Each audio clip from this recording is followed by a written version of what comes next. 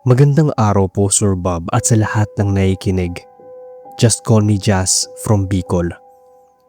Ang kwentong kababalaghan na i-share ko sa inyo ay tungkol sa mag-asawa na napadpad sa lugar namin. Taong 2006 na mangyari sa amin ang nakakatakot at kakaiba. Ang bahay po namin ay malayo sa city. Malawak na taniman ang harap ng bahay at ang likod naman ay bundok. Tapos sa gitnang bahagi ay may kalsada. Malayo rin ang pagitan ng mga bahay. Sa barangay namin kapag may bagong nakatira ay kilala namin dahil halos magkakamag-anak lang ang nakatira dito. Maliban na lang sa mag-asawa na nakatira sa may burol. Sa atunayan, abandonado na po yung bahay na tinitirahan nila dahil yung dating may-ari nito ay hindi na bumalik. Wala na rin kaming naging balita kung nasaan na ito. Unang dating nila sa amin ay ang ilap nila sa mga tao. Pero matapos ang isang linggo ay nagkaroon ng handaan sa bahay nila. Opening daw ng karinderya nila kasabay sa wedding anniversary ng mag-asawa. Imbitado kaming lahat. Tsismosa na akong tsismosa pero nakikain din ako. Gusto ko lang din na kilalanin ang bago naming kapitbahay at tikman ang ititinda nilang pagkain. May edad na ang mag-asawa. Pero mapapansin mo na parang may lahi ang mga ito. Pareho kasi silang mestizo. Matangkad din ang babae na hindi pangkaraniwang tangkad sa normal na height ng mga Pinay. Unang pasok ko sa bakuran nila, sumalubong sa akin ang malamig na simoy ng hangin. Alam niyo po yung isang masukal na bahay pero kapag pinasok mo ay hindi mo inexpect na ang ganda pala sa loob. Pero para sa akin ay parang may kakaiba. Hindi kasi ako mapanatag. Kaunti lang yung nakain ko nun dahil halos lahat ng handa nila ay matatamis. Ang ulam nila ay yung mga sikat na pagkain dito sa Bicol na may niyog. Yung banggata. May laing din sila pero hindi maanghang. Basta pansin ko na walang maanghang sa mga pagkain nila. Hindi rin ako ganun nag-enjoy kaya nagpaalam na akong uuwi. 3 araw matapos ang handaan nila ay ang dami nilang customer sa karinderya. Maraming tao ang pabalik-balik. Tapos nagpagawa pa nga sila ng extension, tindahan ng mga matamis na pagkain. Ang bilis ng pag-angat ng negosyo nilang karinderya. Nagugulat nga kami kasi mayayaman ang mga nagiging customer nila. At halos lahat ng customers ay nakasasakyan. Tuwing alas 3 ng hapon hanggang alas 2 ng madaling araw yon. Kapag umaga naman ay parang haunted ang karinderya at bahay nila. Wala kang maamoy na nagluluto. As in sobrang tahimik ng lugar. Pagsapit ng alas 4 ng hapon, may usok na sa karinderya nila. Sabi pa ng naatira sa dulo at unahan ng barangay namin na abot daw hanggang doon ang amoy ng niluluto ng mag-asawa. Ang naapagtataka pa na silang dalawa lang ang nakikita namin naghahanda pero kapag magbubukas na ay ang dami nilang ulam at pagkain na naka-display sa karinderya nila. Silang dalawa lang din ang nagsiserve. Tapos sarap na sarap ang mga suki sa tinda nilang ulam. One time, birthday ng pinsan ko. Nag-aya ito naman libre ng dinner sa karinderya ng mag-asawa. Sa isip ko noon na magdala ng sili at kalamansi dahil nung last time kasing kumain ako doon ay walang maanghang at maasim akong nalasahan. Pagdating namin doon ay kakaiba ang ambience. Ang daming tao. Karamihan sa mga ito ay foreigners pa, base sa itsura nila. Ewan ko ba, pero hindi talaga ako mapanatag ng gabing yon. Kung titingnan mo sa labas ang karinderya nila ay mukha lang itong ordinaryo. Pero kapag pumasok ka, ay para na itong 5-star resto.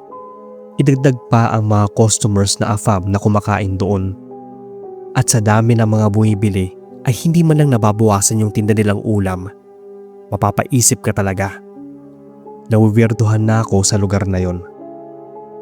Pansin ko rin na halos yung mga tinda nilang ulam ay hindi maaanghang. Konti lang yung asin na malalasahan mo. Para bang halos wala ng lasa yung pagkakatimpla. Kaya naman excited kong nilabas yung baon kong sili at kalamansi. Natatawa pa nga sa akin yung mga kaibigan namin ni pinsan. Pwede naman ako mag-request doon. Ang sabi ko na lang sa kanila na sila na lang ang mag-request dahil sapat na sa akin yung sili at kalamansi ko. Sakto lang din na nag-crave naman ako ng laing na maanghang. Kaya hinatian ko rin sila ng dala kong sili at kalamansi. Mabuti at medyo marami akong dala nun. Unang sausaw ko sa pagkain ay nang hilakbot talaga ako. Uod yung nakatuhog sa tinidor. Pati yung kanin ay sinausaw ko sa dala kong sausawan. Doon na ako napatayo dahil mga dahon ng kawayan ang naalagay sa plato ko. Yung isang kaibigan ko ay bilang sumigaw at nag-request ito ng asin. Napatingin sa gawin namin yung mag-asawa. Nakakunot ang noo ng mga ito na para bang may nasabi kaming ikinagalit ng mga ito. Nagulat na lang kami na parang gumagalaw yung buong paligid. Takot na takot ako noon kasi iniisip kong lumilindol. Tapos pagmulat ko ng mga mata, takot pa rin ang bumungad sa akin. Nasa tuktok pa rin kami ng burol. Nakaupo sa harapan ng abandonadong bahay. Nawala na yung karinderya. Maski yung mga kaibigan ko ay nagtataka dahil yung bitbit nilang isang bagol o coconut shell ay naglalaman ng maraming dahon ng kawayan at maliliit na uod na gumagalaw pa. Ewan ko ba Sir Bob kung nagkataon lang ba. Kinabukasan kasi noon ay diniklara ng Pag-asa na may bagyong paparating. Tapos ang masaklap pa ay isa ang bayan namin sa sinalanta. Maaari kayang dahil sa galit ng mag-asawang Engkanto sa request naming asin kaya kami pinarusahan? Hindi lang kasi isang beses kaming binagyo noon kundi 2 beses sa taong yon. Maraming bahay at kabuhayan ang nasira ng bagyo ng taong yon. Kaya naging malaking palaisipan pa rin sa akin kung bakit. Hindi ko rin naman sigurado kung Engkanto ba talaga sila. Pero base kasi sa mga kwento-kwento ay parang Engkanto ang may gawa nun. Sana ay mapili ninyo itong kwento ko na mabasa. Maraming salamat sa inyo at God bless.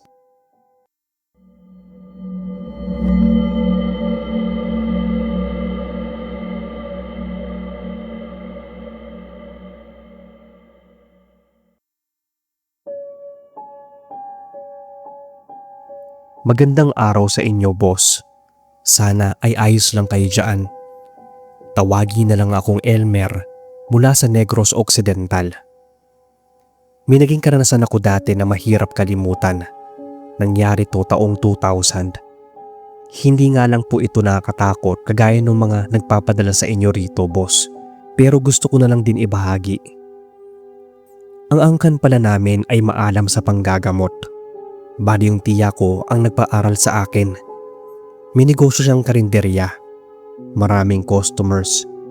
Yung iba pa nga ay galing sa ibang lungsod. Paborito ng mga ito ang pares at dinuguan. Ito yung unang nauubos. Halos lahat ng customers doon ay ang 2 putahe na yon ang inaabangan. Paldo talaga ang kitaan sa karinderya.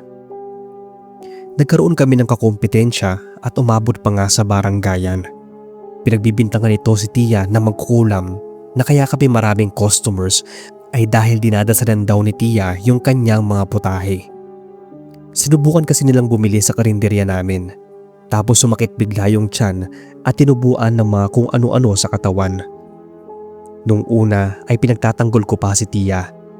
Pero nalaman ko ang lahat nung isang araw na nagkasakit si tiya. Ang sabi nito sa akin na kailangan ko raw matutunan yung sikreto niya sa pagpapalago ng negosyo niyang karinderya. Ako naman ay natuwa nun. Pangarap ko kasi na sundan ang yapak niya. At dahil sa akin siya pinakamalapit at katulong niya sa karinderya, kaya ako lang daw ang may karapatan na magmana ng abilidad niya. Ang sabi niya sa akin na kapag regular customer ay hindi naman sasakit ang tiyan dahil ang purpose lang naman ito ay ang magkaroon kami ng maraming benta. Pero kung ang kumakain ay katulad din daw namin na maalam sa panggagamot, iba raw ang magiging epekto sa kanila. Kaya normal lang daw nasasakit ang tiyan ng mga ito. Umi-epekto lang naman daw ang gayuma sa mga regular customers namin at sa mga customers na walang konekta sa panggagamot at black magic. Bali naguluhan ako noon. Marami nang tumakbo sa isipan ko na baka tama talaga lahat ng binibintang kina tiya.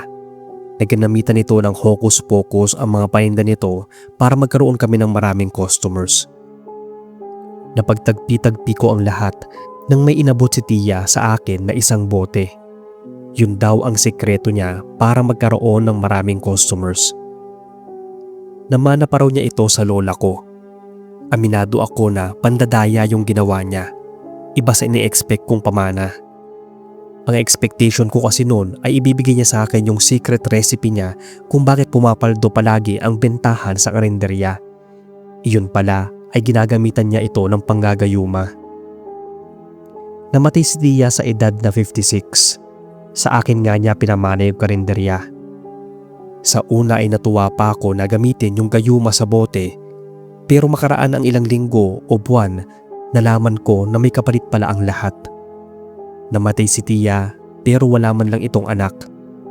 Nagkapamilya ako pero binawi din sa akin. Unang namatay yung anak ko. Makalipas ng 2 buwan, sumunod naman yung asawa ko. Hindi talaga masaya sa pakiramdam. Yun bang ang kapalit na mga ginawa ko para mapalago ang negosyo ay ang pagkawala ng mga mahal ko sa buhay. Kaya nung pagkaubos ng huling patak ng gayuma ay hindi na ako gumawa pa. May kalakip na kamalasan ang swerte. Hinayaan ko na lang na bumalik sa normal ang lahat.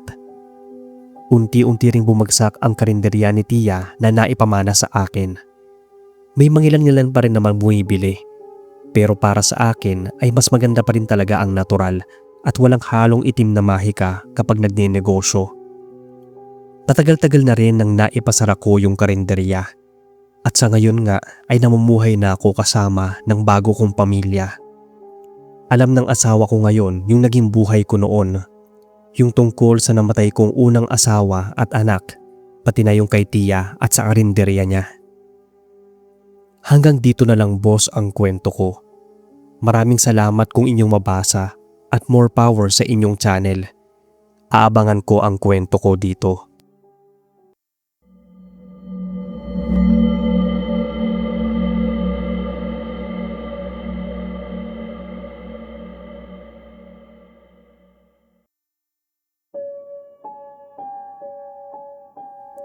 Magandang gabi po Sir Bob.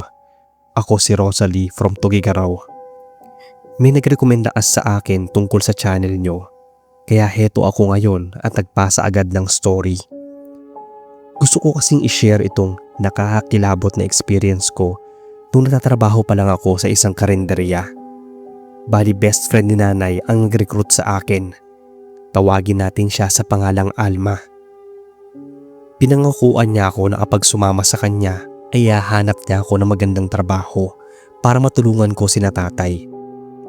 Nung una ay ayaw pumayag ni tatay. Pero dahil gipit kami kaya napapayag ko rin siya. 5 kaming na-recruit niya, magkakaiba ng barangay.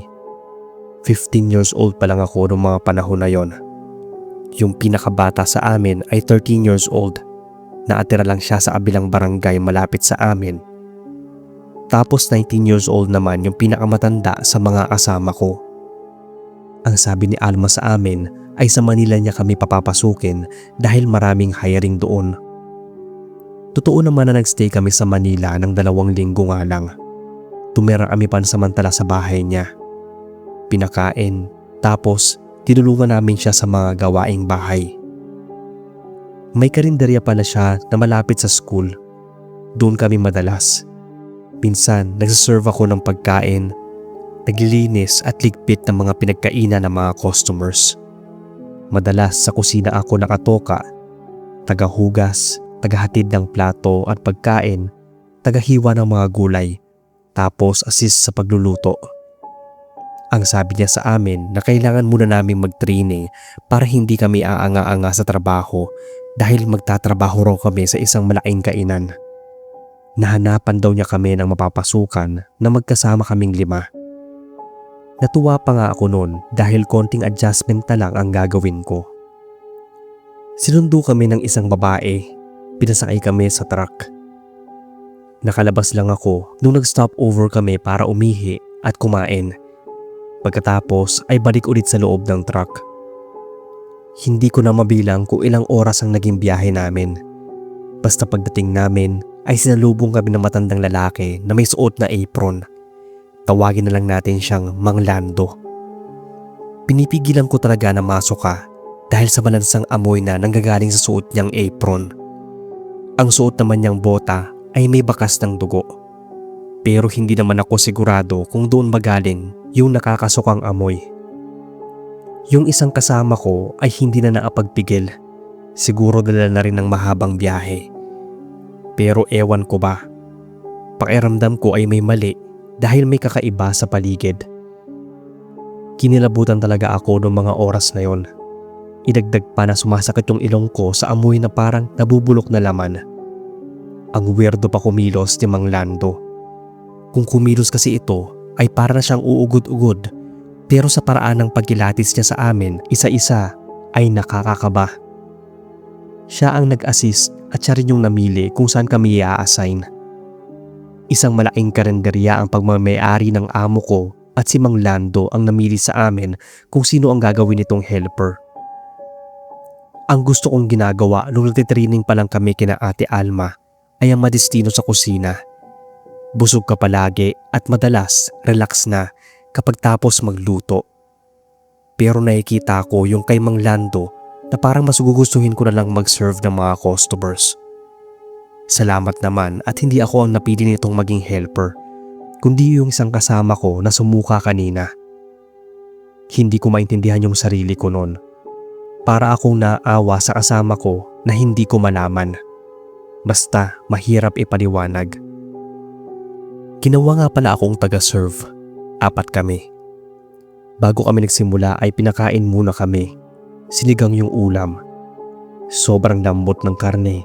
Tapos kakaiba yung lasa. Hindi ko matukoy kung karne ba to ng baboy o baka. Siguro dahil sa gutom, kaya pansamantala kong nakalimutan yung masangsang na amoy.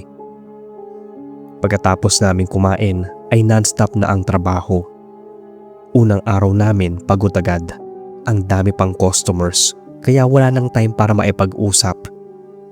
Nagkaroon lang ako ng time maipag-usap after ng work.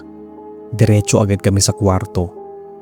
Nalaman ko na hindi lang kami ang silbidora doon. Mga 6 kami. Pang-7 yung isang kasama namin na sa kusina na destino. Hindi ko na magawang magtanong pa kasi biglang pumasok yung babaeng nagsundo sa amin. Sinabihan kami sa patakaran nila. Mahigpit pala ang rules nila doon. Bawal mag-usap sa oras ng trabaho. Kapag oras ng tulog ay may nagro-roving. Ang mahuhuli sa pakikipagdaldalan kapag oras na ng tulog ay ililipat nila sa kusina. Ang sabi ko naman, masyado yatang mahigpit. 1 linggo na ang nakalipas pero hindi ko na makita yung kasamahan ko na nadestino sa kusina. Iniisip ko na lang noon na baka iba ang kwarto ng mga nadidestino roon dahil ayon sa 2 pang nauna sa amin, 7 raw sila nung dumating. Ang lahat ng nadestino sa kusina ay hindi na nila nakita pa.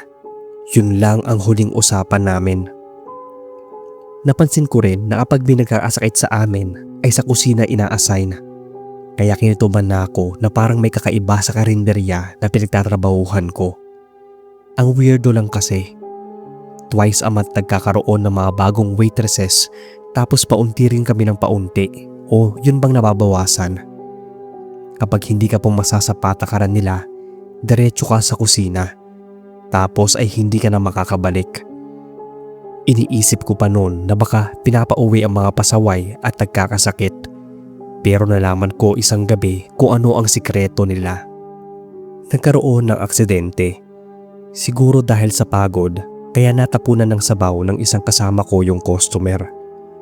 Busy kaming lahat noon, lalo na kapag araw ng Martes at Biyernes. Lumabas agad si Mang Lando. Seryoso yung itsura nito. Matik na sinundo nito yung kasamahan ko na nagkasala. Matapos ng araw na yon ay hindi ko na ulit ito nakita pa. Hindi na ito nakabalik sa kwarto namin kahit na naroon pa yung mga gamit niya. Kaya imposible na pinauwi ito sa kanila.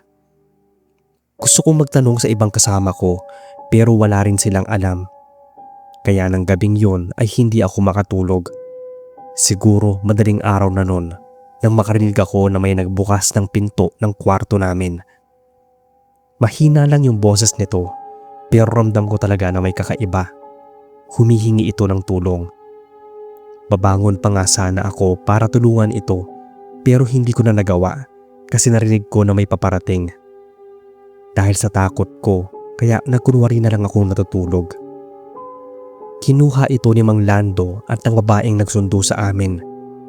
Hindi na ako dinalaw ng antok matapos yon. Narinig ko pa nga ang malakas na sigaw nito. Kaya malakas yung paniniwala ko noon na may kakaibang nangyayari sa karinderya na pinagtatrabahuhan ko. Gusto ko nang umuwi noong mga panahon na yon pero hindi ko alam kung papaano. Natatakot din akong sumubok na tumakas dahil baka ang bagsak ko ay sa kusina ng karinderya. Paano pala kung kinakatay ni Mang Lando ang lahat ng dinadala nito sa kusina? Na kaya ang baho doon dahil siguro sa mga natambak na tugo ng mga kasamahan namin. Panidasal talaga ako noong mga panahon na yon na sana ay may dumating para tulungan kami.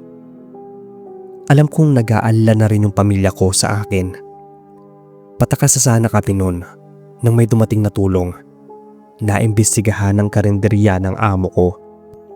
May nakatunog na nagsusupply pala sila ng mga kakaibang lasang karne sa iba't ibang branches nila na wala naman silang pinagkukunan ng karne. Ni wala nga silang alagang hayop. At doon na lang nalaman na tama yung hinala ko. Dinala kami roon hindi para maging server ng customers kundi gawing karne at ipakain sa kanila. Mabuti na lang talaga at na-rescue kami dahil kung hindi, baka isa na ako sa kinakain ng mga customers nila roon. Bale Sir Bob, itong kwento ay matagal nang nangyari. Mag-aapat na dekada na ang nakakaraan. Maraming salamat po kung inyong mabasa at sana ay ma-narrate nyo to sa channel.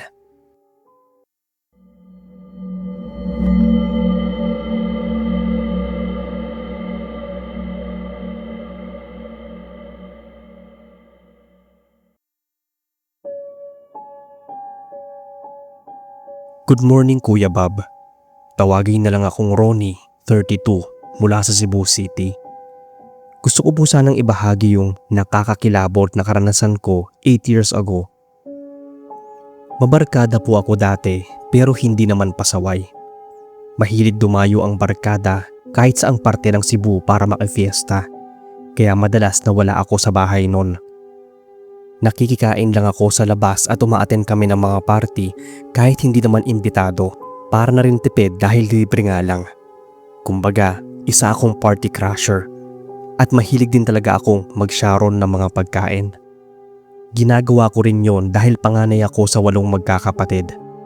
May sakit si Lola at si Lolo lang ang nagtataguyod para mapakain kaming magkakapatid. Ayoko rin namang maging pabigat sa lolo at lola ko. At ang pag-uuwi ng pagkain ang alam kong maambag sa bahay.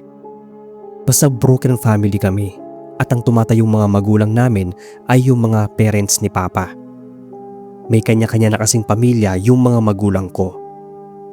Fast forward po tayo sa kwento ko.